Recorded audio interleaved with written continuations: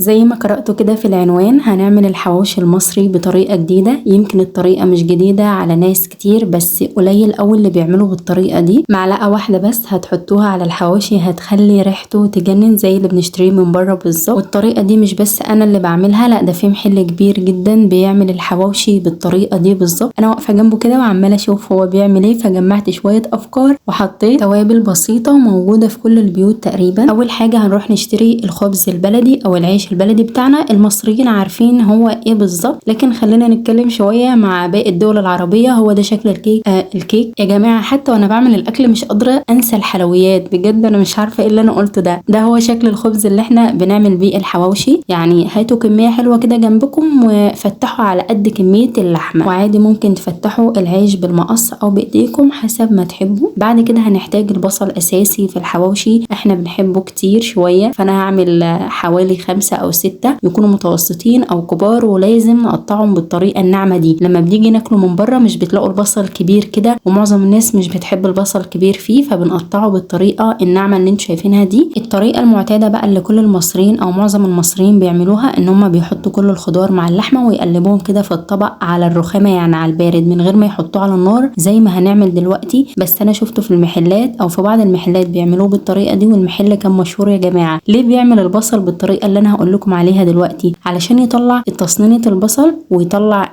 يخلي البصل مش بيقرقش كده في بقنا او مش هيلحق يستوي مثلا في الفرن، ويكون دايب مع اللحمه ويكون مسكر فيها. فاول حاجه بنجيب الطاسه او الصينيه كده تكون حلوه على قد كميه الحاجه اللي احنا عاملينها، ونحط فيها سمنه وزيت. والسمنه اللي انا مستخدماها بلدي هتخلي ريحتها جميله قوي. ونحط البصل وتكون النار هاديه علشان انا مش عاوزه البصل ياخد لون لا ذهبي ولا احمر ولا اي حاجه، انا عاوزاه يفضل لونه ابيض زي ما هو كده. وحطيت مكعب مرق الدجاج وحاجه بسيطه من الفلفل الحامي يعني حسب ما تحبوا. وبفضل اقلب فيه كده علشان خاطر اللون ما ينحرقش يعني البصل من الاخر. ونحط رشه بسيطه من الملح على البصل عشان ينزل ميته ويدبل. بعد كده بحط اللحمه يعني بعد 2 3 كده، واحط شويه توابل، معلقه كبيره من القرفه، احنا بنحب القرفه فيه وبتخليه زي بتاع بره بالظبط. وبنحط فلفل اسود وملح وكمون بس، مش بحط بهارات حواوشي ولا الحاجات دي. لو عندنا بهارات حواوشي ممكن نحطها مفيش اي مشكله. وبنفك اللحمه كده مع البصل، اللحمه مش هتاخد لون ولا هتتعصج ولا اي حاجه. انا عاوزه كل المكونات تتقلب بس كده، والنار تكون هاديه، النار هاديه قوي يعني اهدى حاجه عندكم في البوتاجاز علشان اللحمه ما تتعصقش ولا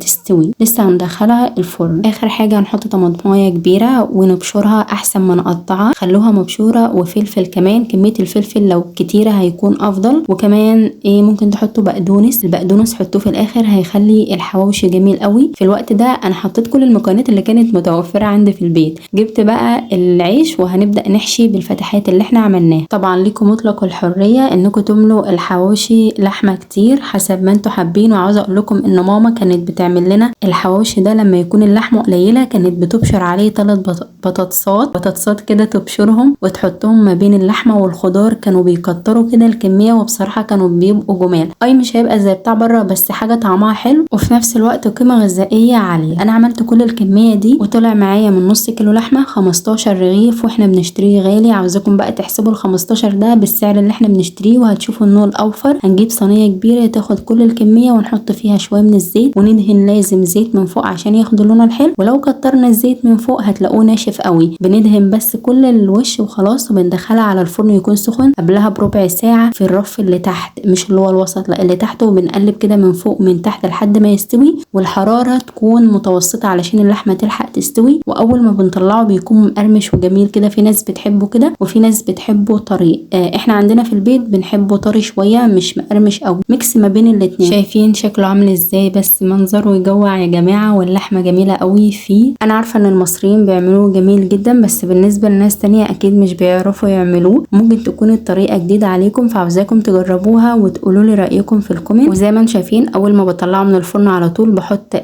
عيش من تحت كده وعليه الحواوشي وبغطيه حاجه، وكمان هغطيه بحاجه كمان علشان يكون طري لما نيجي ناكله كده لسنانه بتوجعه سنانه ما تتكسرش. فاهم حاجه تعملوه بالطريقه اللي انتوا تحبوها، واحنا بنقدمه كده بصراحه. عارفين عشان اعمل لكم الحواوشي ده اتلسعت كام لسعه، فعاوزاكم تحطوا له لايك بقى علشان الفيديو يترفع. انا قدمته على السفره مع السلطه اللي المصريين معظمهم بيسموها الويسكي، ده ميه السلطه يا جماعه، احنا بنسميها كده مع الطحينه. جربوه وقولوا لي رايكم. اشوفكم على خير في فيديوهات تانية. باي باي.